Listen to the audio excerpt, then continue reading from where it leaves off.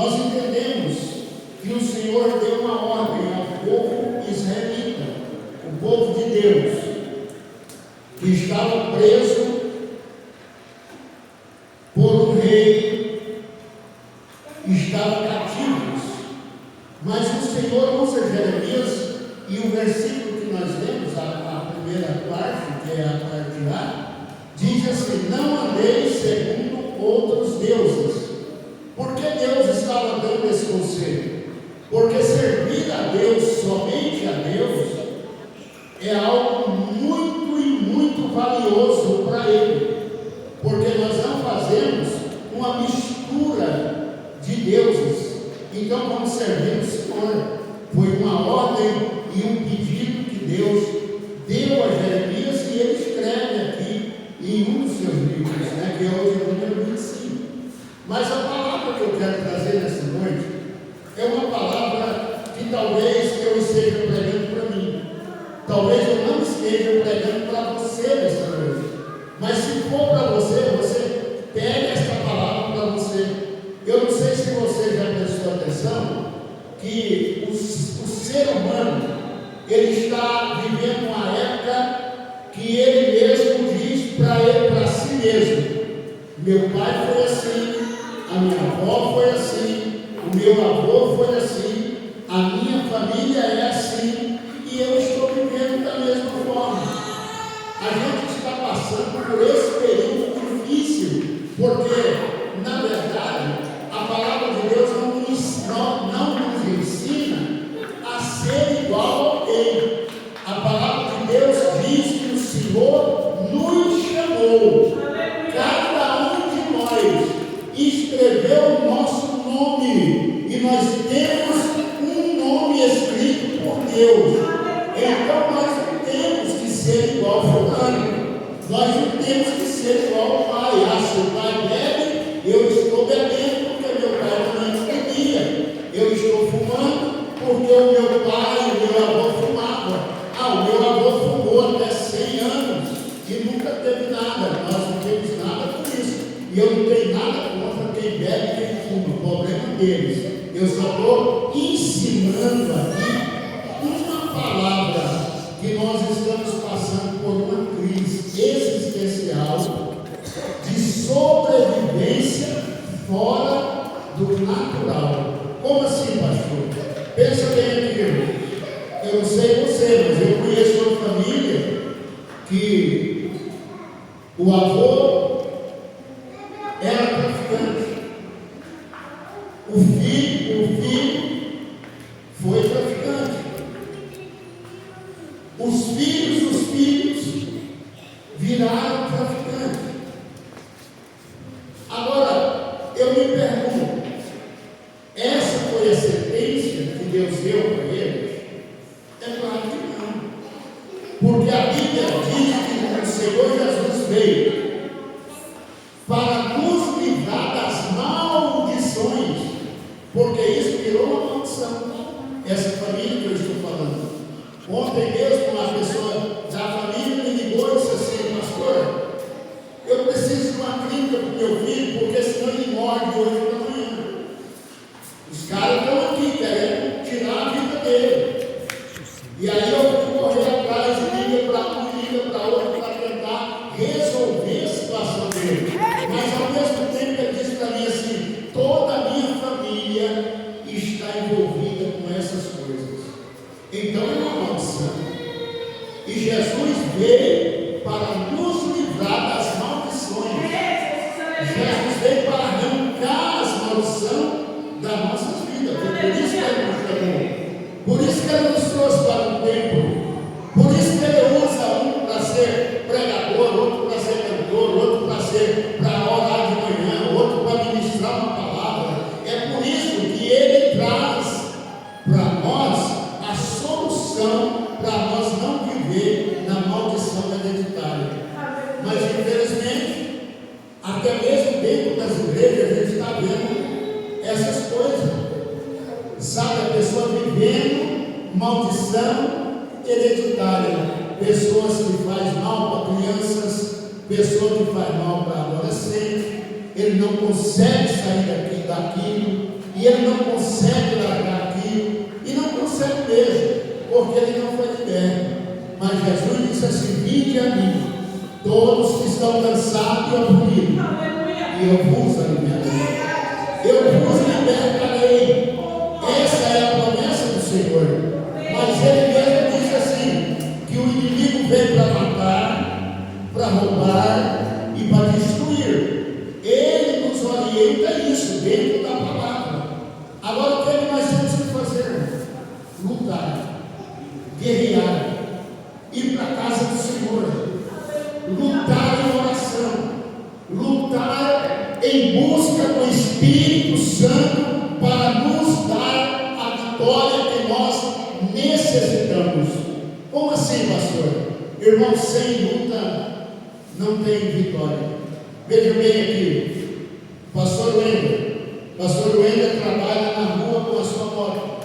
Se ele levantar de manhã e ficar em casa à tarde, não tem dinheiro para cuidar dos seus filhos, da sua família, não é assim? Pastor, o irmão Carlos, cara, estou me chamando de pastor, hein? Pode preparar a sua vida. Prepara a sua vida, rapaz. Então, você sair cedo do seu serviço, o dinheiro não vai cair na sua mão. Precisa que você ir, lutar, enfrentar inimigos que estão lá para criticar você. Às vezes até para não gostar do seu serviço, só para te entristecer. É assim. O irmão Alessandro trabalha o dia todo. Também deve ter alguns problemas, como ele diz aqui, na vida dele. Eu tenho os meus problemas. A minha esposa tem os problemas dela. Mas a luta que nós temos é contínua contra os problemas. Agora, quando nós olhamos a nossa vida e vemos que tem alguma coisa do passado que está interferindo na nossa caminhada, aí é hora de ir para o joelho. Aí é hora de ir para a guerra. Aí é hora de orar, de jejuar, de buscar, de ler a Bíblia, de insistir com o Senhor. Senhor, eu quero a minha bênção. Como aquele hino de Jacó. Jacó segurou o anjo. Jacó segurou o anjo e disse: se não me der a minha bênção, eu não vou te soltar.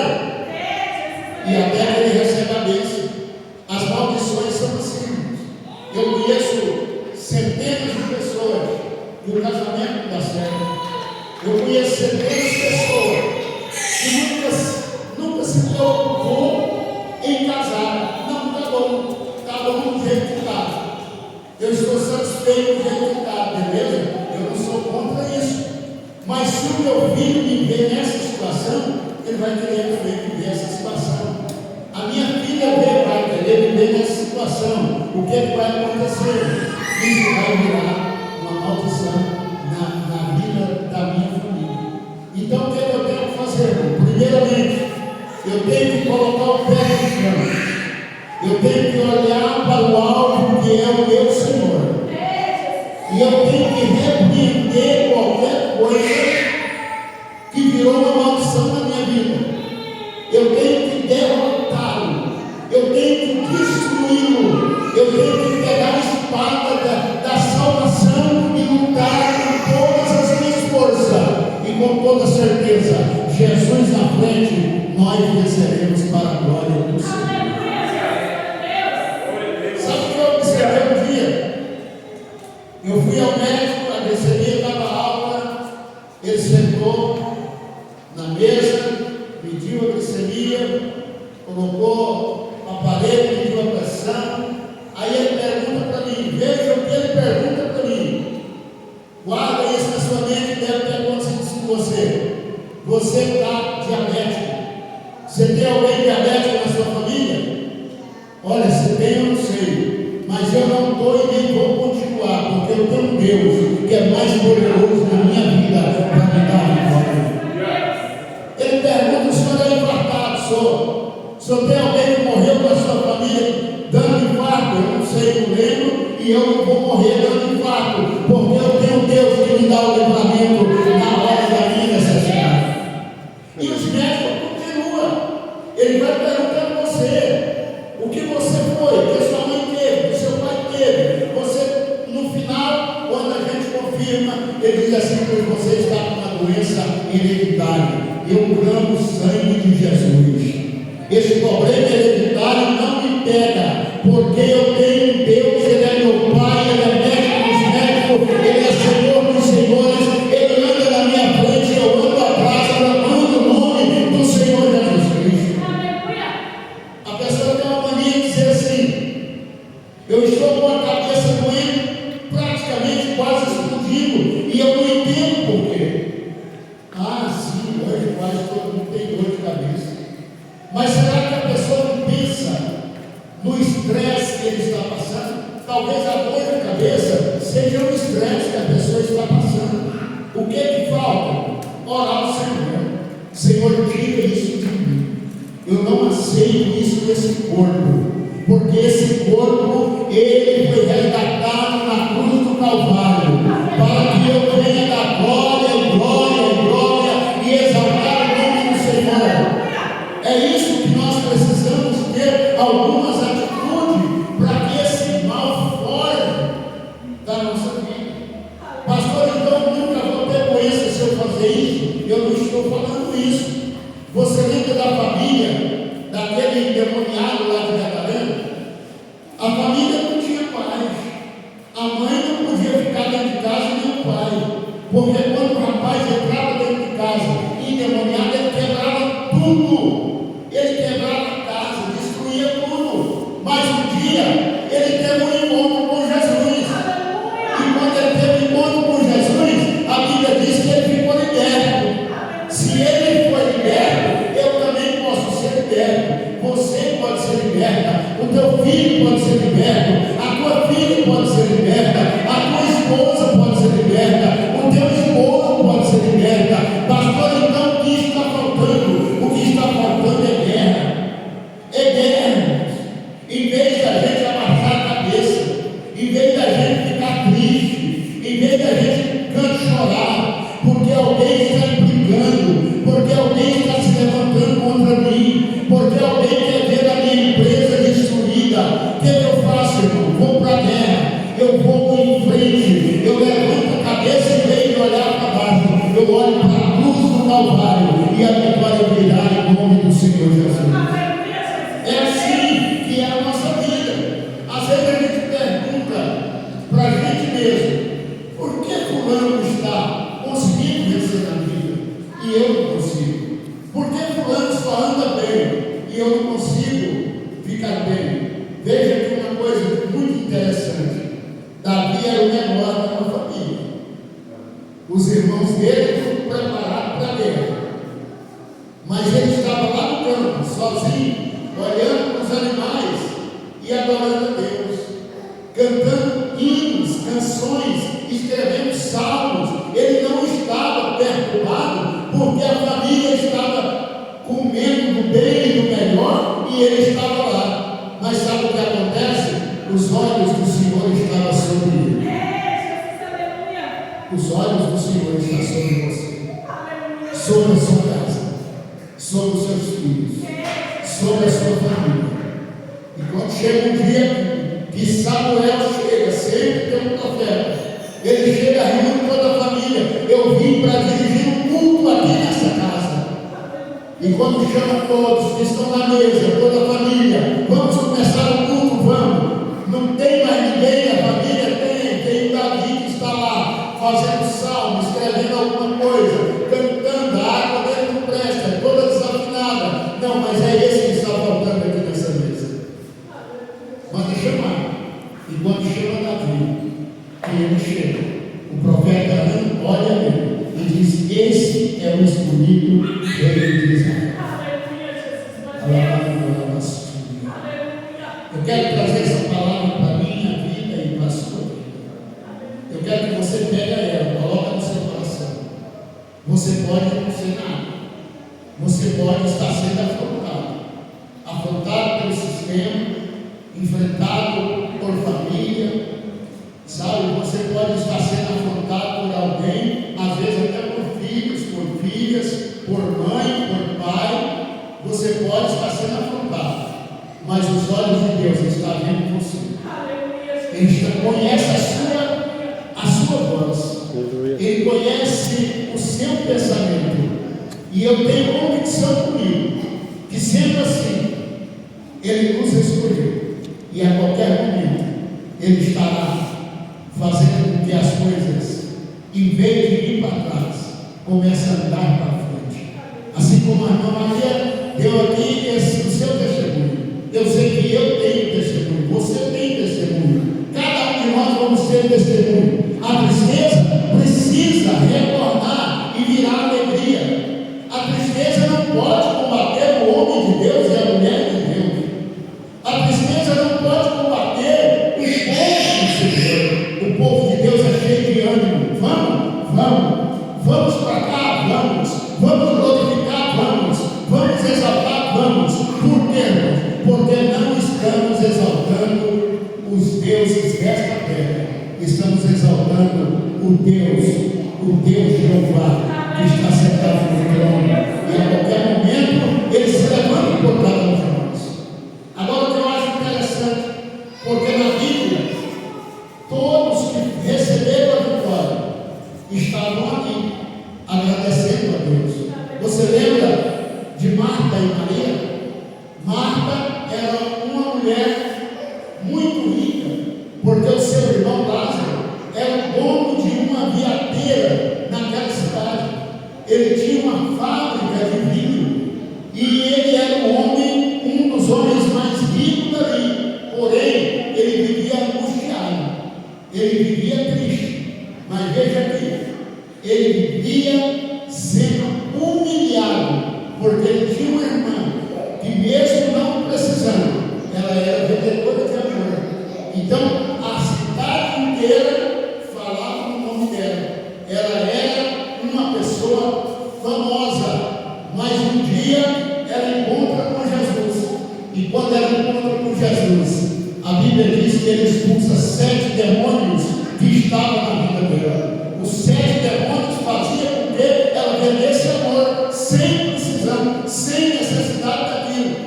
E quando isso acontece, Jesus chega um dia na casa e ela pega ali um azeite, o mais caro que tinha, e começa a ungir Jesus. E as pessoas olham e dizem assim: olha aí, os críticos, né? Os críticos que andam em volta daquele que serve a Deus. Olha aí, se ele é profeta, ele saberia que essa mulher é uma mulher prostituta.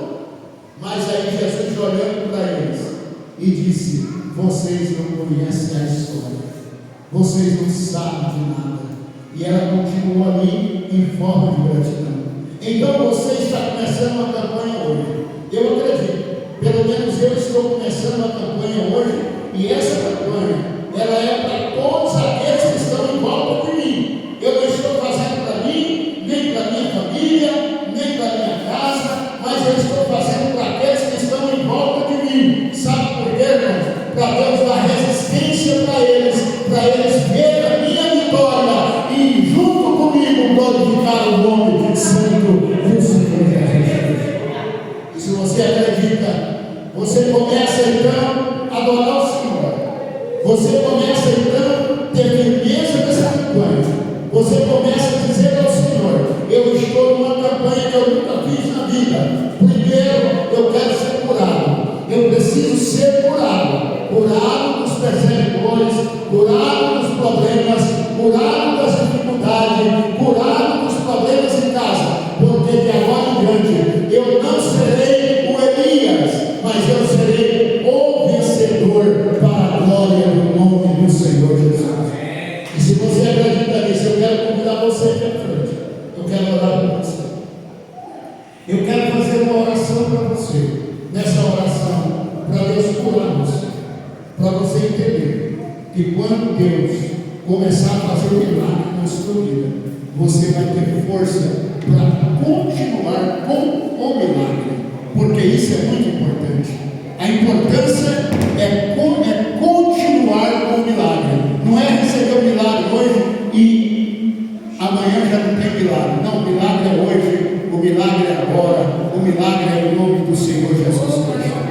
Eu quero orar por você, para o seu crescimento espiritual, o seu crescimento financeiro, as suas conquistas, elas virão não só porque